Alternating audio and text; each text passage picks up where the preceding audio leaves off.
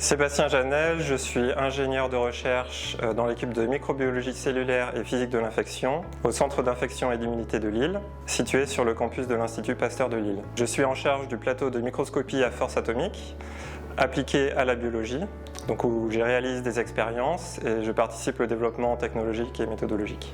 Il y a trois types de microscopie. Le premier type de microscopie, c'est la microscopie photonique ou optique, que tout le monde connaît, et qui a une résolution spatiale un peu limitée. Et le deuxième type de microscopie, c'est la microscopie électronique, qui a la meilleure résolution spatiale, mais qui a l'inconvénient de travailler sur des échantillons qui sont fixés, donc morts. Et le troisième type de microscopie, c'est la microscopie à sonde locale, qui a été inventée en 1981, qui a valu à ses inventeurs le prix Nobel de physique en 1986, donc c'est une invention qui a été révolutionnaire. C'est le début des nanotechnologies.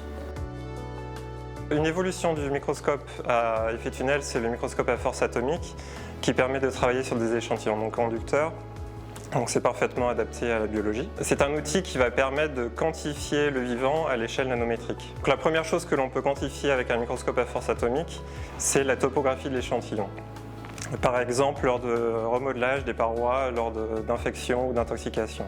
Le deuxième type de quantification que l'on peut faire, c'est les propriétés mécaniques, donc l'élasticité et la viscosité. Et on sait que c'est primordial dans des pathologies comme le cancer. Et le troisième type de quantification que l'on peut faire, c'est l'adhésion.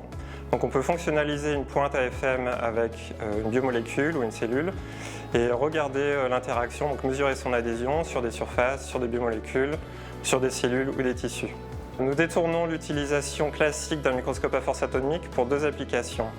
La première, c'est de nanomanipuler des bactéries pour venir les mettre au contact de cellules eucaryotes et ainsi contrôler de manière spatio-temporelle l'infection et regarder quels mécanismes moléculaires sont en place au stade précoce de l'infection. Un deuxième type de détournement est la tomographie de dureté.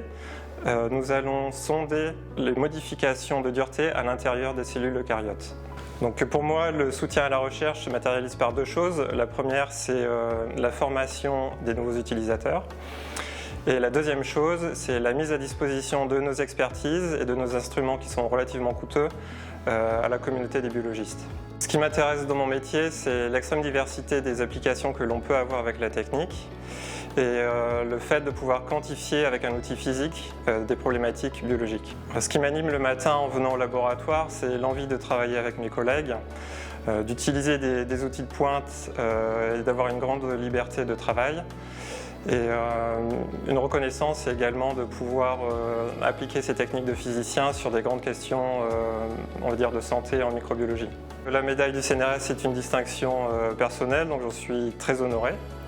Et c'est également une reconnaissance de la recherche qui est profondément pluridisciplinaire et collaborative dans notre équipe. Et c'est également un très joli coup de projecteur sur une technique qui est assez méconnue de la part des biologistes.